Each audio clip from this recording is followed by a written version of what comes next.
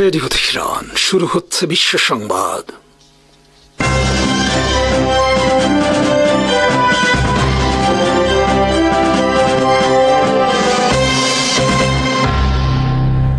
শুরুতেই সংবাদ শিরোনাম। ফিলিস্তিনের গাজা সিটি দখলের জন্য ইসরায়েল যখন সর্বোচ্চ শক্তি প্রয়োগ করছে, তখন প্রতিরোধ হামলার গতি বাড়িয়েছেন প্রতিরোধ যোদ্ধারা। নিয়মিত হামলার পাশাপাশি রোববার ইসরায়েলি বসতিগুলোতে 2 দফা রকেট হামলা চালিয়েছেন হামাসের যোদ্ধারা। ইসরায়েলি প্রতিরক্ষা বাহিনী বা আইডিএফ জানিয়েছে তারা একটি রকেট প্রতিহত করতে সক্ষম হয়েছেন। আরেকটি রকেট ইহুদি বসতিতে আঘাত হেনেছে বলে স্বীকার করেছেন তারা। এই আঘাতে কি ধরনের ক্ষয়ক্ষতি হয়েছে তা স্বভাবসুলভ গোপন রেখেছে আইডিএফ। খবরে বলা হয়, প্রায় 3 সপ্তাহ পর গাজা থেকে ইসরায়েলে প্রথমবারের মতো রকেট হামলা চালানো হয়। রকেট নিক্ষেপের পর নেতিভোত শহর এবং আশেপাশের এলাকাগুলোতে সাইরেন বেজে ওঠে। এলাকাগুলোতে ব্যাপক আতঙ্ক ছড়িয়ে পড়ে। বসতি স্থাপনকারীরা আশ্রয় কেন্দ্রের দিকে ছোটাছুটি করতে থাকেন। বিশ্লেষকরা বলছেন, মার্কিন সহায়তায় ইসরায়েল যখন অত্যাধুনিক অস্ত্র দিয়ে গাজা সিটিতে হামলা চালিয়ে যাচ্ছে, তখন প্রতিরোধ যোদ্ধাদের এই হামলা প্রমাণ করে দীর্ঘ 2 বছরের যুদ্ধে হামাসকে দুর্বল করা সম্ভব হয়নি। সম্প্রতি বেশ কয়েকজন শীর্ষস্থানীয় ইহুদিবাদী সামরিক বিশ্লেষক সতর্ক করে বলেছেন, নিজের স্বার্থেই যুদ্ধ থেকে ইসরায়েলের সরে আসা উচিত, কারণ হামাসকে পরাজিত করা কোনোভাবেই সম্ভব নয়। একদিকে ফিলিস্তিনি প্রতিরোধ যোদ্ধাদের সমন্বিত হামলা, অন্যদিকে ইসরায়েলের অভ্যন্তরে বিক্ষোভের আগুন। সব মিলিয়ে গাজা যুদ্ধ সামলাতে হিমশিম খাচ্ছেন ইসরায়েলি প্রধানমন্ত্রী বেনিয়ামিন নেতানিয়াহু। শনিবার তেল আবিবে কয়েক লাখ বিক্ষোভকারী সমবেত হয়ে যুদ্ধ এখনই বন্ধ করে ফিলিস্তিনি প্রতিরোধ আন্দোলন হামাসের হাতে আটক ইসরায়েলি বন্দীদের মুক্তির দাবি জানিয়েছেন। বিক্ষোভকারীরা গাজা সিটিতে পরিকল্পিত সামরিক অভিযানের কঠোর সমালোচনা করেন। বিক্ষোভ থেকে সতর্ক করে বলা হয়, এই ধরনের অভিযান অবশিষ্ট বন্দীদের জীবনকে আরও ঝুঁকির মুখে ফেলবে। বন্দীদের পরিবারের সদস্যরা কেন্দ্রীয় মঞ্চ থেকে বক্তব্য দেন এবং সরকারকে হামাসের সঙ্গে চুক্তিতে উপনীত হবার আহ্বান জানান, যাতে তাদের প্রিয়জনরা নিরাপদে ফিরে আসতে পারেন। বিশাল বিক্ষোভটি অনুষ্ঠিত হয় প্রধান সরকারি ভবনগুলোর কাছে, যার মধ্যে ইসরায়েলি প্রতিরক্ষা মন্ত্রণালয় রয়েছে। এ সময় ভবনগুলোর চারপাশে বিপুল সংখ্যক পুলিশ ও অ্যাম্বুলেন্স মোতায়েন করা হয়। সম্প্রতি ইসরায়েলি প্রতিরক্ষা মন্ত্রী ইসরায়েল কাটজ গাজা সিটির পূর্ণ নিয়ন্ত্রণ নেবার জন্য সামরিক অভিযানের পরবর্তী ধাপ অনুমোদন করেন। ইসরায়েলি আর্মি রেডিও গালেই জাহাল জানায়, এই অভিযান 2026 সাল পর্যন্ত চলতে পারে এবং সর্বোচ্চ পর্যায়ে প্রায় 1,30,000 রিজার্ভ সেনা এতে অংশ নিতে পারেন। প্রধানমন্ত্রী বেনিয়ামিন নেতানিয়াহু দীর্ঘমেয়াদী এই অভিযান নিয়ে সামরিক কমান্ডের পরিকল্পনা আনুষ্ঠানিকভাবে অনুমোদন করেন। নেতানিয়াহুর ভাষায়, যার লক্ষ্য হামাসকে পরাজিত করা। রাশিয়ান সংবাদ মাধ্যম ব্রিয়া নভোস্তি জানিয়েছে, যুদ্ধ দীর্ঘায়িত হবার সঙ্গে সঙ্গে ইসরায়েলের ভেতর থেকে রাজনৈতিক সমাধানের জন্য চাপ তীব্র হচ্ছে। শনিবারের মতো বিক্ষোভগুলো গাজা কৌশল নিয়ে বর্তমানের নেতৃত্বের প্রতি ক্রমবর্ধমান অসন্তোষের বহিঃপ্রকাশ বলে মন্তব্য করেছে সংবাদ মাধ্যমটি। আরও 2 ইসরায়েলি বন্দীর ভিডিও প্রকাশ করেছে হামাস। 2023 সালের অক্টোবরে ইসরায়েলের একটি সঙ্গীত উৎসব থেকে আটক ওই 2 বন্দীর একজন জানিয়েছেন তিনি গাজা সিটিতে আছেন। গাই গিলবোয়া দালাল এবং আলোন ওখেল হলেন সেই 48 জনের 2 জন যাদের গাজায় বন্দী করে রেখেছে হামাস। সংগঠনটি বন্দী বিনিময় ও যুদ্ধবিরতি চুক্তিতে সম্মত থাকলেও বিভিন্ন অজুহাতে তা এড়িয়ে চলছেন নেতানিয়াহু। তাছাড়া ইসরায়েলি সেনারা গাজা সিটি দখল করতে বড় ধরনের অভিযানও চালাচ্ছে। ধারণা করা হচ্ছে বন্দীদের মধ্যে 20 জন এখনো জীবিত আছেন। 2023 সালের 7 অক্টোবর সীমান্ত অতিক্রম করে দক্ষিণ ইসরায়েলের বিভিন্ন কমিউনিটিতে হামলা চালান ফিলিস্তিনি যোদ্ধারা। হামলায় প্রায় 1,200 জন নিহত হন এবং তারা মোট 251 জনকে বন্দী করে গাজায় নিয়ে যান। ভিডিওতে বেশ ক্লান্ত দেখাচ্ছিল গিলবোয়া দালালকে। তিনি প্রায় 3.5 মিনিট ধরে কথা বলেন। গিলবোয়া জানান, তিনি এবং আরও কয়েকজন বন্দী গাজা সিটিতে আটক আছেন এবং শহরের ইসরায়েলি হামলার কারণে তিনি নিহত হওয়ার আশঙ্কা করছেন। ভিডিওটিতে 24 বছর বয়সী গিলবোয়া দালালকে কখনো গাড়ির পেছনের সিটে বসে থাকতে দেখা যায়। গাড়িটি গাজায় ঘুরে বেড়াচ্ছিল। গাড়ি যখন কিছু ভবনের পাশ দিয়ে যাচ্ছিল, তখন তিনি একটি ভবনকে রেড ক্রসের কার্যালয় হিসেবে চিহ্নিত করেন। ভিডিওর এক পর্যায়ে 24 বছর বয়সী আলোন ওখেলকেও দেখা যায়। এই ভিডিও নিয়ে ইসরায়েলে নতুন করে উদ্বেগ ছড়িয়ে পড়েছে। যুদ্ধ বন্ধের শর্তে সর্বশেষ যুদ্ধবিরতি প্রস্তাবে নিজেদের অনুগত থাকার এবং ফিলিস্তিনি প্রতিরোধ সংগঠনগুলোর সঙ্গে মিলে সেটিতে অঙ্গীকারবদ্ধ থাকার কথা পুনর্ব্যক্ত করেছে হামাস। শনিবার হামাসের এক বিবৃতিতে বলা হয়েছে, গাজায় স্থায়ী যুদ্ধবিরতি নিশ্চিত করা, দখলদার বাহিনীর পূর্ণ প্রত্যাহার, অবিচ্ছিন্ন ও শর্তহীন মানবিক সহায়তা প্রবাহ এবং মধ্যস্থতাকারীদের মাধ্যমে পরিচালিত আলোচনার ভিত্তিতে ন্যায়সঙ্গত বন্দি বিনিময় এসব নিশ্চিত করতে পারে এমন যে কোনো ধারণা, প্রস্তাব ও সুপারিশে তাদের সম্মত রয়েছে। হামাস বলেছে, কিন্তু ইসরায়েল ধারাবাহিকভাবে সব চুক্তি ও আলোচনা ব্যাহত করেছে এবং গাজায় আরও ধ্বংসযজ্ঞ চালাচ্ছে। এরপরেও আমরা আলোচনায় সর্বোচ্চ নমনীয়তা প্রদর্শন করে আসছি। কয়েকদিন আগে হামাস জানিয়েছিল তারা এখনও 18 অগস্ট মধ্যস্থতাকারীদের উপস্থাপিত প্রস্তাবের প্রতি ইসরায়েলি প্রতিক্রিয়ার অপেক্ষায় রয়েছেন।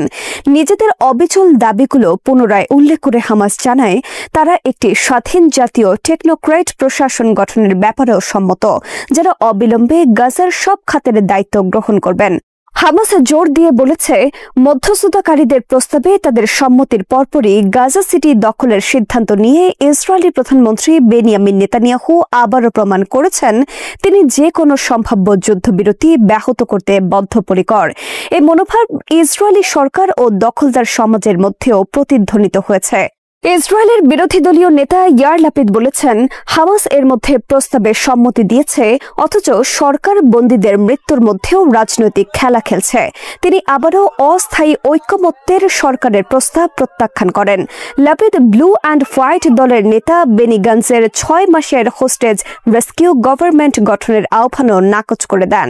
তিনি ব্যাখ্যা করেন, বেন গাভির ও স্মোট্রিচকে রেখে কোনো সরকারে অংশগ্রহণের যৌক্তিকতা তিনি দেখেন না, বরং তিনি তার নিজের পুরনো প্রস্তাব পুনর্ব্যক্ত করে বলেন, নেতানিয়াহু যদি বন্দি বিনিময় চুক্তি চূড়ান্ত করতে সহায়তা করেন তবে তিনি বিরোধী দল থেকে নেতানিয়াহুকে সেফটি নেট দিয়ে যাবেন। লন্ডনে প্যালেস্টাইন অ্যাকশন গ্রুপের ওপর থেকে নিষেধাজ্ঞা তুলে নেবার দাবিতে আয়োজিত সমাবেশে বিক্ষোভকারীদের সঙ্গে পুলিশের সংঘর্ষ হয়েছে। এ সময় পুলিশের হাতে 425 জনেরও বেশি বিক্ষোভকারী গ্রেফতার হয়েছেন।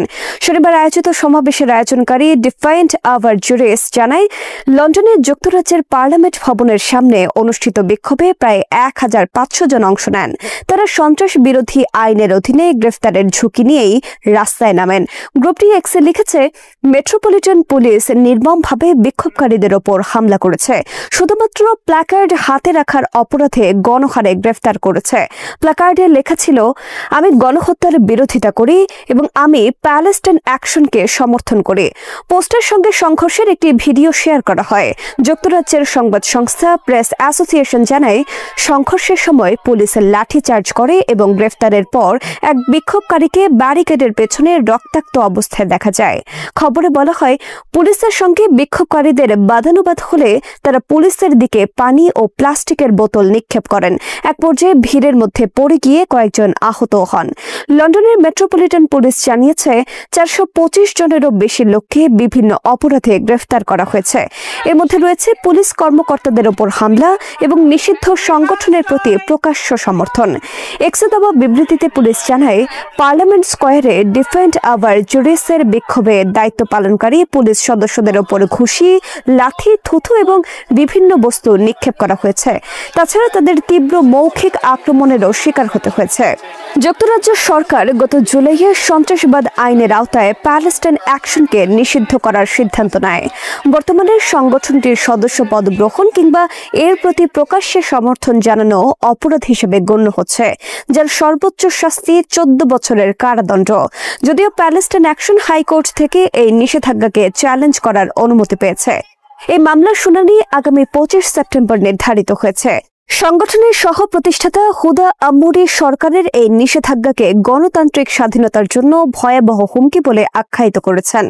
মানবাধিকার সংগঠন অ্যামনেস্টি ইন্টারন্যাশনাল ইউকে এর কর্মী কেরি মস্কোজিউরি বলেছেন, যখন সরকার সন্ত্রাসবাদ আইনের আওতায় শান্তিপূর্ণ বিক্ষোভকারীদের গ্রেফতার করছে তখন বোঝা যায় যুক্তরাজ্যে পরিস্থিতি মারাত্মক ভুলের দিকে যাচ্ছে।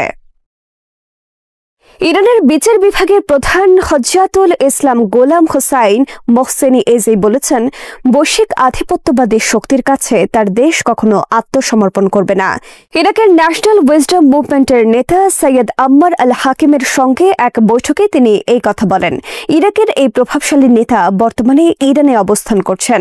মোহসেনি এজেই বলেন, সাম্প্রতিক আঞ্চলিক ঘটনা প্রবাহ প্রমাণ করছে শত্রুরা শক্তিশালী ও প্রগতিশীল ইসলামকে মেনে নিতে পারছে না এবং মুসলমানদের শক্তি সহ্য করতে পারছে না।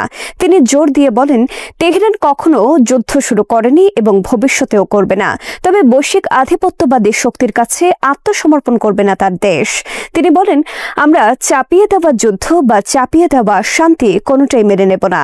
এটাই আমাদের বিপ্লবের দুই নেতার বারবার উচ্চারিত সুস্পষ্ট নীতি। আমরা শত্রুদের প্রতিটি পদক্ষেপ ও ষড়যন্ত্রের ব্যাপারে সজাগ আছে। অন্যদিকে সৈয়দ আম্মার আল হাকিম উল্লেখ করেন, ইরান ও ইরাকের সম্পর্ক কেবল দুই দেশের কিংবা দুই প্রতিবেশীর সম্পর্ক নয়, এই সম্পর্কের সীমা পরিসীমা এর চেয়েও গভীর। নিজ দেশে গরুর মাংস রাখার অপরাধে নির্বিচারে মানুষ পিটিয়ে খুন করা হলেও গরুর মাংস রপ্তানিতে অসাধারণ সাফল্য দেখিয়েছে বিজেপি শাসিত ভারত। কট্টর হিন্দুত্ববাদী বিজেপি সরকারের সময় ভারতের বিভিন্ন স্থানে মুসলিম নাগরিকদের গরুর মাংস খাওয়া এবং পরিবহনের অভিযোগে প্রায় হেনস্থা এমনকি হত্যার শিকার হতে হয়। তবে মোদী ক্ষমতায় আসার পর ভারতের গরু ও মহিষের মাংস রপ্তানি বেড়েছে প্রায় 16%। বর্তমানে প্রতি বছর ভারত এই খাত থেকে আয় করছে প্রায় 430 কোটি মার্কিন ডলার। প্রতি বছর দেশটি প্রায় 15,30,000 টন মাংস রপ্তানি করে।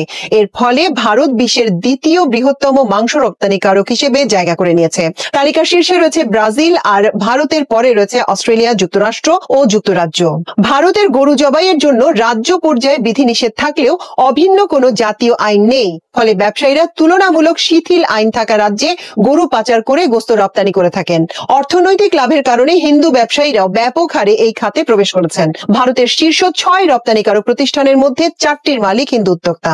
এর মধ্যে রয়েছে সতীশ ও অতুল সবরওয়ালের আল কাবির এক্সপোর্টস, সুনীল কাপুরের অ্যারাবিয়ান এক্সপোর্টস, মাদান অ্যাবটের MKR ফ্রোজেন ফুড এক্সপোর্টস ও AS বিন্দ্রার PML ইন্ডাস্ট্রিজ। ভারতের সব রপ্তানিকৃত মাংসে হালাল সনদ দেয়া হলেও বিজেপি সরকার দেশের অভ্যন্তরীণ বাজারে হালাল সার্টিফিকেশন নিষিদ্ধ করেছে। ফলে আন্তর্জাতিক বাজারে মুসলিম সংখ্যাগরিষ্ঠ দেশগুলোকে লক্ষ্য রেখে হালাল মান বজায় রাখা হলেও দেশের ভেতরে ভিন্ন নীতি অনুসরণ করা হচ্ছে। পথকুকুরকে খাবার খাওয়ানো নিয়ে দুই ব্যক্তির তর্কের জেরে বাংলাদেশি বলে গালাগাল করার অভিযোগ পাওয়া গেছে ভারতের পশ্চিমবঙ্গে। জানা যায়, শুক্রবার রাতে পশ্চিমবঙ্গের আনন্দপুরে এ ঘটনা ঘটে। স্থানীয় বাসিন্দা অরূপ দাশগুপ্ত অভিযোগ করেন, এক যুবক বাংলাদেশি বলে অশ্লীল গালাগালি করেন। এই ঘটনায় তিনি থানায় জিডি করেছেন। অরূপ দাশগুপ্ত জানান, করোনার সময় থেকে নিয়মিত 4টি কুকুরকে খাবার দেন তিনি। শুক্রবার রাত 10:30 থেকে 11টার মধ্যে যখন ওদের খাবার দেয়া হচ্ছিল, তখন ওরা অন্য একটি কুকুর দেখে ঘেউ ঘেউ করে দৌড়ে যায়। তখন ওই কুকুরের সঙ্গে থাকা যুবক রেগে গিয়ে তাকে বাংলাদেশি বলে গালি দেয়। ব্রিটিশ প্রধানমন্ত্রী কায়ার স্টারমার সম্প্রতি তার মন্ত্রিসভায় রদবদল করেছেন। এতে বিচারমন্ত্রী ও লর্ড চ্যান্সেলর হিসেবে দায়িত্ব পালনকারী শাবানা মাহমুদকে স্বরাষ্ট্রমন্ত্রী নিযুক্ত করা হয়েছে। প্রথম মুসলিম নারী হিসেবে পাকিস্তানি বংশোদ্ভূত শাবানা মাহমুদ যুক্তরাজ্যের স্বরাষ্ট্র দপ্তরে দায়িত্ব পেলেন। নিজের এক্স পোস্টে শাবানা লেখেন, স্বরাষ্ট্রমন্ত্রী হিসেবে দায়িত্ব পালন করা তার জন্য সম্মানের। সরকারের প্রথম দায়িত্ব হলো তার নাগরিকদের নিরাপত্তা। দায়িত্ব পালনকালে প্রতিদিন তিনি সেই উদ্দেশ্যেই নিবেদিত থাকবেন। 1980 সালে বার্মিংহামে জন্মগ্রহণকারী শাবানা অক্সফোর্ডের লিঙ্কন কলেজে আইন অধ্যয়ন করেন এবং রাজনীতিতে প্রবেশের আগে ব্যারিস্টার হিসেবে অনুশীলন করেন। তিনি 1924 সালের জুলাই মাসে বার্মিংহাম লেডিউডের সংসদ সদস্য নির্বাচিত হন। বিচারমন্ত্রী এবং লর্ড চ্যান্সেলর থাকাকালীন তিনি কারাগারের ভিড় কমাতে সংস্কার বাস্তবায়ন করেন, যার মধ্যে ছিল আগাম মুক্তির কর্মসূচি। ভারতের ঔদ্ধত্যের কারণে পাকিস্তানের সঙ্গে যুক্তরাষ্ট্রের ঘনিষ্ঠতা বাড়ছে বলে মন্তব্য করেছেন সাবেক মার্কিন ব্রিগেডিয়ার জেনারেল মার্ক কিমিট। সাবেক এই জেনারেল বলেন, প্রেসিডেন্ট ডোনাল্ড ট্রাম্প ও পাকিস্তানের সেনাপ্রধান ফিল্ড মার্শাল আসিম মুনিরের সৌহার্দ্যপূর্ণ সম্পর্ক নয়াদিল্লির জন্য উদ্বেগজনক। সম্প্রতি পিয়ার্স মর্গান আনসেন্সার্ড অনুষ্ঠানে দেয়া বক্তব্যে একথা বলেন তিনি। মার্কিন এই জেনারেল জানান, যুক্তরাষ্ট্র এখন পাকিস্তানের আরো ঘনিষ্ঠ হয়ে উঠছে। ফিল্ড মার্শাল মুনিরের এখন প্রেসিডেন্ট ট্রাম্পের সঙ্গে এমন একটা সুসম্পর্ক তৈরি হয়েছে যা নিয়ে ভারতকে ভাবতে হবে। মূলত পাকিস্তান ও ভারতের মধ্যে সাম্প্রতিক সংঘাতের সময় তিনি দুই দেশের মধ্যে পারমাণবিক যুদ্ধ ঠেকিয়েছেন বলে ট্রাম্প বারবার দাবি করার পরে মোদি ও ট্রাম্পের সম্পর্কে টানাপোড়েন তৈরি হয়। যদিও এর আগে মোদি দাবি করেছিলেন, ওয়াশিংটন ও নয়াদিল্লির সম্পর্ক এখন খুবই ইতিবাচক। যুদ্ধবন্ধে রাশিয়া ও ইউক্রেনের মধ্যে শান্তি চুক্তি হলে দুই দেশের মধ্যে একটি বাফার জোন তৈরি করা হতে পারে। জানা যায় এই বাফার জোন বা নিরস্ত্রীকরণ অঞ্চল পর্যবেক্ষণে নেতৃত্ব দিতে পারে যুক্তরাষ্ট্র। ইউক্রেনের নিরাপত্তা নিশ্চিতে নেওয়া সম্ভাব্য এই পদক্ষেপ বাস্তবায়নে মোতায়েন করা হতে পারে বাংলাদেশি সেনা। মার্কিন সংবাদ মাধ্যম এনবিসি নিউজ জানায় এই বাফার জোন হবে একটি বড় পরিসরে নিরস্ত্রীকরণ এলাকা যার সীমানা এখনো নির্ধারণ করা হয়নি, তবে এটি হবে ইউক্রেনের অভ্যন্তরে। পরিকল্পনা অনুযায়ী ন্যাটোর আওতামুক্ত এই অঞ্চলটিতে এক বা একাধিক দেশের সেনা মোতায়েন করা হতে পারে। সৌদি আরব বা এমনকি বাংলাদেশের সেনাও মোতায়েন করা হতে পারে বলে প্রতিবেদনে বলা হয়, তবে ইউক্রেনের অভ্যন্তরে কোনো মার্কিন সেনা মোতায়েন করা হবে না। এনবিসি নিউজের প্রতিবেদনে বলা হয়, ইউক্রেনের নিরাপত্তার নিশ্চয়তা যে কোনো পরিকল্পনায় রাশিয়ার প্রেসিডেন্ট ভ্লাদিমির পুতিনকে সম্মত হতে হবে। এতে ন্যাটোর সম্পৃক্ততা বা এমনকি এর পরামর্শ পুতিন গ্রহণ করবেন না। তাই পরিকল্পনাকারীরা ন্যাটো বাহিনী এড়ানোর চেষ্টা করছেন। যুক্তরাষ্ট্রের সঙ্গে উত্তেজনার মধ্যে লাতিন আমেরিকার দেশ ভেনেজুয়েলার একটি গুরুত্বপূর্ণ সামরিক ড্রোন কারখানা নিয়ন্ত্রণ করছে ইরান। বর্তমানে অনুমতি ছাড়া স্থানীয় কর্মীদেরও কারখানায় প্রবেশ করতে দিচ্ছে না ইরানি তত্ত্বাবধায়করা। ফলে সেখানে ঠিক কি চলছে তা নিয়ে ধোঁয়াশা তৈরি হয়েছে। জানা যায় 2006 সালে তেহরানের সঙ্গে সামরিক চুক্তি স্বাক্ষর করার পর ভেনেজুয়েলায় এই ড্রোন কর্মসূচি শুরু হয়। ইরানি সংস্থা কুদস এভিয়েশন ইন্ডাস্ট্রিজ অ্যাসেম্বলি কিট সরবরাহ করে। ইরানে প্রশিক্ষিত ভেনেজুয়েলার প্রকৌশলীরা এবং ইরানি দলগুলো পরবর্তীতে মারাকাইয়ের এল লিবার্তাদো বিমান ঘাঁটিতে কাজে যোগ দেয়। এই কর্মসূচি তখন থেকে ইরানি সিস্টেমের আদলে তৈরি গোয়েন্দা, সশস্ত্র এবং কামিকাজে ড্রোন তৈরি করছে। বিভিন্ন সূত্র থেকে জানা যায় ইরানের সঙ্গে সামরিক অনেক প্রকল্প বেসামরিক উদ্যোগের ছদ্মবেশে চলছে। সাইকেল বা ট্রাক্টর কারখানার নামে যুদ্ধ ড্রোন তৈরি করা হচ্ছে। মূলত সাবেক প্রেসিডেন্ট হুগো চাভেজ এমন অস্ত্র খুঁজছিলেন যা মার্কিন সামরিক শক্তিকে চ্যালেঞ্জ করতে পারে, আর তার জন্যই তারা ইরানের দ্বারস্থ হয়। নিজ দল বাঁচাতে পদত্যাগ করেছেন জাপানের প্রধানমন্ত্রী শিগেরু ইশিবা। ক্ষমতাসীন লিবারেল ডেমোক্রেটিক পার্টি তথা এলডিপি যেন বিভক্ত না হয় সে কারণেই তার এই সিদ্ধান্ত। জাপানের রাষ্ট্রীয় সম্প্রচার মাধ্যম এনএইচকে রোববার এ তথ্য জানিয়েছে। মাত্র কয়েক সপ্তাহ আগে ইশিবা সংবাদ মাধ্যমে ছড়িয়ে পড়া পদত্যাগের গুজব অস্বীকার করেছিলেন। জুলাই মাসে এলডিপি নেতৃত্বাধীন জোটের ঐতিহাসিক পরাজয়ের পর এমন জল্পনা তৈরি হয়েছিল। তখন ইশিবা বলেছিলেন তিনি যুক্তরাষ্ট্রের সঙ্গে করা শুল্ক চুক্তি সঠিকভাবে বাস্তবায়িত হচ্ছে কিনা তা নিশ্চিত করতে চান। গত বছর দায়িত্ব নেওয়ার পর থেকে ইশিবার নেতৃত্বে জোট একের পর এক নির্বাচনে পরাজিত হয়েছে এবং উভয় সংসদেই সংখ্যাগরিষ্ঠতা হারিয়েছে। অক্টোবরে ভয়াবহ নির্বাচনী পরাজয়ের ফলে তারা শক্তিশালী নিম্নকক্ষেও সংখ্যালঘুতে পরিণত হয়। ইউক্রেনের রাজধানী কিয়েভে রাশিয়ার চালানো ব্যাপক ড্রোন ও ক্ষেপণাস্ত্র হামলায় অন্তত 3 জন নিহত হয়েছেন, আহত হয়েছেন 18 জনেরও বেশি। হামলায় শহরের বিভিন্ন স্থানে আগুন ধরে যায়, যার মধ্যে ইউক্রেনের মন্ত্রী পরিষদের কার্যালয় সহ বেশ কিছু সরকারি ভবনও রয়েছে। ইউক্রেনীয় কর্তৃপক্ষ জানিয়েছে শনিবার রাতভর রাশিয়া 805টি ড্রোন, ডামি ড্রোন এবং 13টি ক্ষেপণাস্ত্র ছোড়ে, যা পূর্ণমাত্রায় যুদ্ধ শুরুর পর সবচেয়ে বড় আক্রমণ। ইউক্রেনের বিমান বাহিনীর মুখপাত্র ইউরি ইহনাত বিষয়টি নিশ্চিত করেছেন। কিয়েভের মেয়র ভিটালি ক্লিচকো জানিয়েছেন হামলায় এক শিশু ও এক তরুণী নিহত হন। শহরের পশ্চিম ও পূর্বাংশে বেশ কিছু উঁচু ভবনে আগুন লেগে যায়। ফলে কিয়েভ নগর প্রশাসনের প্রধান তিমুর তোকাচেঙ্কো জানান ধ্বংসস্তূপ থেকে উদ্ধারকারীরা 1 বছর বয়সী একটি শিশুর মরদেহ উদ্ধার করেছে। ড্রোনে ধ্বংসাবশেষ থেকে আগুন ধরে যায় ডানেটস্ক জেলার একটি 4তলা অ্যাপার্টমেন্ট ভবনে। এটি দিনিপ্রো নদীর পূর্ব তীরে অবস্থিত। মেয়র ক্লিচকো বলেন উদ্ধার কাজে চিকিৎসক ও দমকল বাহিনী দ্রুত ঘটনাস্থলে পৌঁছে যায়। কিয়েভের পশ্চিমাংশের শিয়াতোশিন্সকি জেলাতেও একটি 16তলা ও 2টি 9তলা ভবনের ছাদে আগুন ধরে যায় ড্রোনের টুকরো পড়ে। প্রত্যক্ষদর্শীরা রয়টার্সকে জানান রাতভর শহর জুড়ে একাধিক বিস্ফোরণের শব্দ শোনা গেছে, যা সম্ভবত ইউক্রেনের আকাশ প্রতিরক্ষা ব্যবস্থার সক্রিয় হওয়ার লক্ষণ। স্থানীয় সংবাদ মাধ্যম কিয়েভ ইন্ডিপেন্ডেন্ট জানিয়েছে দানেটস্ক জেলার একটি আশ্রয় কেন্দ্রে এক বৃদ্ধা নারীর মৃত্যু হয়েছে, যদিও তার মৃত্যুর সুনির্দিষ্ট কারণ এখনো জানা যায়নি। ইউক্রেনের রাষ্ট্রীয় জরুরি সেবা বিভাগ জানিয়েছে কিয়েভে অন্তত 1 জন নিহত এবং 18 জন আহত হয়েছেন। হামলার ফলে শহরের কিছু এলাকায় বিদ্যুৎ সরবরাহ বিচ্ছিন্ন হয়ে যায়। হামলায় ক্ষতিগ্রস্ত হয়েছে ইউক্রেন সরকারের মন্ত্রিপরিষদ ভবনও, যেটি প্রথমবারের মতো কোনো শত্রু হামলায় আঘাতপ্রাপ্ত হলো। ভবনটির ছাদ ও উপরের তলা ব্যাপকভাবে ক্ষতিগ্রস্ত হয়েছে বলে জানান ইউক্রেনের প্রধানমন্ত্রী ইউলিয়া সভরিদেনকো। তিনি বলেন, প্রথমবারের মতো সরকার ভবন শত্রুর হামলার শিকার হয়েছে। আমরা ভবনগুলো আবার গড়ে তুলব, কিন্তু যেসব প্রাণ হারালো সেগুলো আর ফেরানো যাবে না। বিশ্ব সম্প্রদায়ের উচিত এই ধ্বংসযজ্ঞের জবাব শুধু কথায় নয়, কার্যকর পদক্ষেপের মাধ্যমে দেওয়া। এখনই সময় রাশিয়ার তেল ও গ্যাস খাতে আরো কঠোর নিষেধাজ্ঞা আরোপ করার। যুক্তরাষ্ট্রে গ্রেপ্তার হওয়া কোরিয়ান কর্মীদেরকে অবৈধ ভিনগ্রহবাসী বলে মন্তব্য করে শিউলের তোপের মুখে পড়েছেন Donald Trump. As I understand it, a lot of illegal aliens, some not the best of people. যুক্তরাষ্ট্রে নির্মাণাধীন হুন্ডাই ও এলজির একটি ব্যাটারি কারখানায় দক্ষিণ কোরিয়ার শত শত কর্মী গ্রেপ্তারের ঘটনায় কোরিয়া জুড়ে তীব্র প্রতিক্রিয়া দেখা গিয়েছে।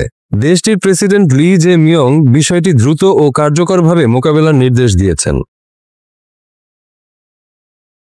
জর্জিয়া অঙ্গরাজ্যের সাভানার কাছে অবস্থিত ওই কারখানায় বৃহস্পতিবার মার্কিন অভিবাসন কর্তৃপক্ষ আইসিই পরিচালিত একটি অভিযানে প্রায় 475 জন কর্মীকে আটক করা হয়। তাদের মধ্যে 300 জনেরও বেশি দক্ষিণ কোরিয়ার নাগরিক। এই অভিযানকে যুক্তরাষ্ট্রে কোনো একটি নির্দিষ্ট কারখানায় পরিচালিত সবচেয়ে বড় অভিবাসন অভিযান হিসেবে উল্লেখ করা হচ্ছে। শনিবার দক্ষিণ কোরিয়ার পররাষ্ট্রমন্ত্রী চো হিউন জানান, প্রেসিডেন্ট লি কূটনৈতিক পর্যায়ে সর্বোচ্চ প্রচেষ্টা চালানোর নির্দেশ দিয়েছেন। তিনি বলেন, আমাদের নাগরিকদের অধিকার ও কোরিয়ান কোম্পানিগুলোর বৈদেশিক বিনিয়োগ যেন কোনোভাবে ক্ষতিগ্রস্ত না হয় সেটি নিশ্চিত করাই এখন অগ্রাধিকার। পররাষ্ট্র মন্ত্রণালয় জানিয়েছে, ঘটনাটির প্রতিক্রিয়ায় একটি জরুরি টাস্কফোর্স গঠন করা হয়েছে এবং চো হিউন নিজেও প্রয়োজনে যুক্তরাষ্ট্র সফরে যেতে পারেন। আমরা আমাদের নাগরিকদের এই ধরনের পরিস্থিতিতে পড়া নিয়ে গভীর উদ্বেগ প্রকাশ করছি। এটি আমাদের সরকারের জন্য একটি গুরুতর দায়িত্ব। তিনি জানিয়েছেন, এক শীর্ষ পর্যায়ের কূটনীতিককে দ্রুত ঘটনাস্থলে পাঠানোর পরিকল্পনা নেওয়া হয়েছে। এই কারখানাটি যুক্তরাষ্ট্রের বৈদ্যুতিক গাড়ির জন্য ব্যাটারি সরবরাহের উদ্দেশ্যে নির্মাণাধীন, যার মাথার উপর রয়েছে প্রেসিডেন্ট ডোনাল্ড ট্রাম্পের কঠোর অভিবাসন নীতি। ট্রাম্প তার প্রশাসনে অভিবাসন বিরোধী অবস্থান জোরদার করেছেন। শুক্রবার হোয়াইট হাউসে এক অনুষ্ঠানে সাংবাদিকদের প্রশ্নের জবাবে ট্রাম্প বলেন, তারা অবৈধ অভিবাসী ছিল আর আইসিই শুধুমাত্র তাদের দায়িত্ব পালন করেছে। We had a lot of illegal aliens working there, so look, they're doing it. আইসিই কর্মকর্তা স্টিভেন স্ট্রাং জানান, গ্রেপ্তার হওয়া অনেকেই সীমান্ত পেরিয়ে অবৈধভাবে প্রবেশ করেছেন। কেউ কেউ এমন ভিসায় এসেছেন যা কাজের অনুমতি দেয় না, আবার কেউ কেউ বৈধ ভিসার মেয়াদ শেষ হয়ে যাওয়ার পরও অবস্থান করছিলেন। এই ঘটনায় দক্ষিণ কোরিয়ার প্রধান বিরোধী দল পিপল পাওয়ার পার্টি কড়া প্রতিক্রিয়া জানিয়েছে। দলের চেয়ারম্যান জাং ডন হিওক এক বিবৃতিতে বলেন, এই ঘটনা কেবল একটি আইনগত বিষয় নয়, এটি মার্কিন মাটিতে কোরিয়ান কোম্পানি ও কমিউনিটির জন্য একটি বড় সংকেত। দলটির মুখপাত্র পার্ক সান-হুন প্রেসিডেন্ট লিকে দায়ী করে বলেন, যুক্তরাষ্ট্রের সঙ্গে তার তথাকথিত বাস্তববাদী কূটনীতি দক্ষিণ কোরিয়ার নাগরিকদের নিরাপত্তা ও ব্যবসায়িক স্বার্থ নিশ্চিত করতে ব্যর্থ হয়েছে।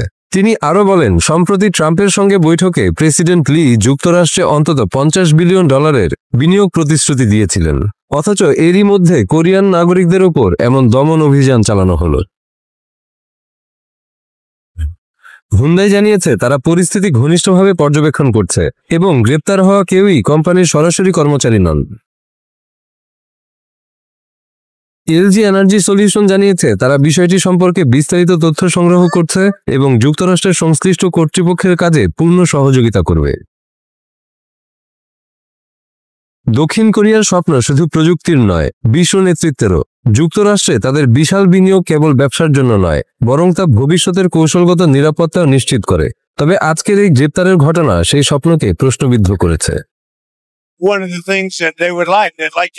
যুক্তরাষ্ট্রের প্রেসিডেন্ট ডোনাল্ড ট্রাম্প শিকাগো শহরের বিরুদ্ধে তার যুদ্ধবিবাদ লেলিয়ে দেওয়ার হুমকি দিয়েছেন। এই ঘটনায় তীব্র প্রতিক্রিয়া দেখা গেছে দেশ জুড়ে। শিকাগো ও ওয়াশিংটন ডিসিতে হাজারো মানুষ রাস্তায় নেমে আসেন জাতীয় গার্ড ও অভিবাসন কর্মকর্তাদের মোতায়েনের প্রতিবাদে। শনিবার ট্রাম্প তার সামাজিক যোগাযোগ মাধ্যম ট্রুথ সোশ্যালে একটি বিতর্কিত পোস্ট দেন। সেখানে একটি ব্যঙ্গচিত্র ব্যবহার করা হয়, যা 1979 সালের বিখ্যাত যুদ্ধভিত্তিক চলচ্চিত্র অ্যাপোকালিপস নাও-এর অনুকরণে তৈরি। ছবিতে দেখা যায় হেলিকপ্টার উড়ে যাচ্ছে শিকাগোর আকাশরেখা পেরিয়ে, পেছনে আগুনের গোলা। এর ক্যাপশনে ট্রাম্প লেখেন, সকালে নির্বাসনের গন্ধ আমার ভালো লাগে। শিকাগো এখন বুঝবে কেন একে যুদ্ধ বিভাগ বলা হয়। এই মন্তব্যের মাধ্যমে ট্রাম্প চলচ্চিত্রটির একটি জনপ্রিয় সংলাপকে বিকৃত করেন। সেখানে বলা হয়েছিল, সকালে ন্যাপম বোমার গন্ধ ভালো লাগে। নিজের পোস্টে তিনি শিপোক্যালিপস নাও শব্দটি ব্যবহার করেন, যা সিনেমার শিরোনামের সঙ্গে শিকাগোকে যুক্ত করে বানানো হয়েছে। এই হুমকি আসে এমন সময় যখন ট্রাম্প এর আগেও একাধিকবার ডেমোক্র্যাট নিয়ন্ত্রিত শহরগুলোর বিরুদ্ধে কড়া পদক্ষেপ নেওয়ার কথা বলেছেন। তার প্রশাসন ইতোমধ্যে লস অ্যাঞ্জেলেসে অভিবাসন অভিযান চালিয়েছে এবং জাতীয় গার্ড মোতায়েন করেছে। এবার শিকাগোকে সে তালিকায় যুক্ত করার পরিকল্পনা রয়েছে। ট্রাম্পের এই পোস্টে ইলিনয় অঙ্গরাজ্যের গভর্নর জেবি প্রিটস্কার তীব্র ক্ষোভ প্রকাশ করে বলেন, যুক্তরাষ্ট্রের একজন প্রেসিডেন্ট যখন দেশেরই একটি শহরের বিরুদ্ধে যুদ্ধ ঘোষণা করেন, তখন সেটিকে নিছক কৌতুক বলে এড়িয়ে যাওয়া যায় না। এটি স্বাভাবিক কিছু নয়। তিনি আরও বলেন, আমরা একজন হবু স্বৈরাচারী নেতার হুমকিতে মাথা নত করব না। শিকাগো সহ বিভিন্ন শহরে ট্রাম্পের এই বক্তব্যের বিরুদ্ধে বিক্ষোভ শুরু হয়। মানুষ ব্যানার হাতে রাস্তায় নামেন, স্লোগান দেন অভিবাসন নীতি ও ফেডারেল হস্তক্ষেপের বিরুদ্ধে। বিক্ষোভকারীরা অভিযোগ করেন, ট্রাম্প প্রশাসন রাজনৈতিক উদ্দেশ্যে নির্দিষ্ট শহরগুলোকে টার্গেট করছে। রাজনৈতিক বিশ্লেষকদের মতে, নির্বাচনী বছরে এমন বক্তব্য ও পদক্ষেপ দেশের রাজনৈতিক পরিবেশকে আরও উত্তপ্ত করতে পারে। বিশেষত যেখানে জাতিগত ও সামাজিক বিভাজন আগেই প্রবল, সেখানে এ ধরনের হুমকি পরিস্থিতিকে আরও জটিল করে তুলতে পারে। শ্রোতা বন্ধুরা, বিশ্ব সংবাদে এই ছিল আমাদের সর্বশেষ আয়োজন। সঙ্গে থাকার জন্য আপনাদের সবাইকে অসংখ্য ধন্যবাদ।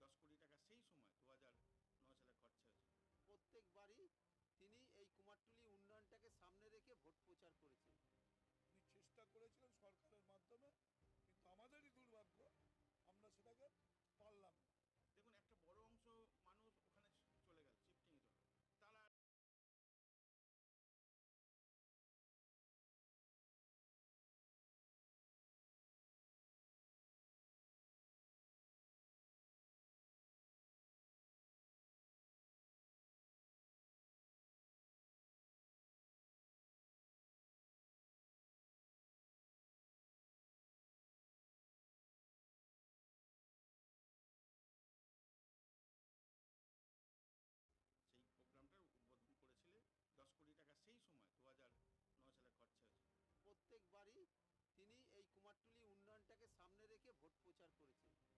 উনি চেষ্টা করেছিলেন সরকারের মাধ্যমে, কিন্তু আমাদেরই দুর্ভাগ্য আমরা সেটাকে পারলাম না। দেখুন, একটা বড় অংশ মানুষ ওখানে চলে গেল, শিফটিং চলে, তারা আর এখানে ফিরে আসতে পারছে না।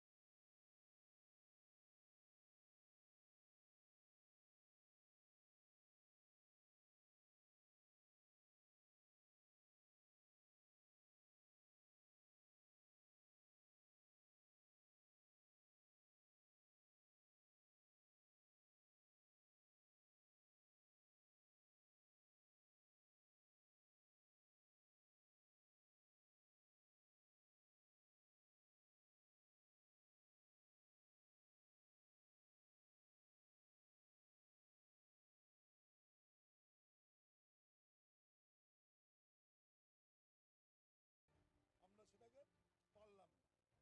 দেখুন, একটা বড় অংশ মানুষ ওখানে চলে গেল, শিফটিং চলে, তারা আর এখানে ফিরে আসতে পারছে না। কুমারটুলির উন্নয়ন শিল্পীরা চাইছে না।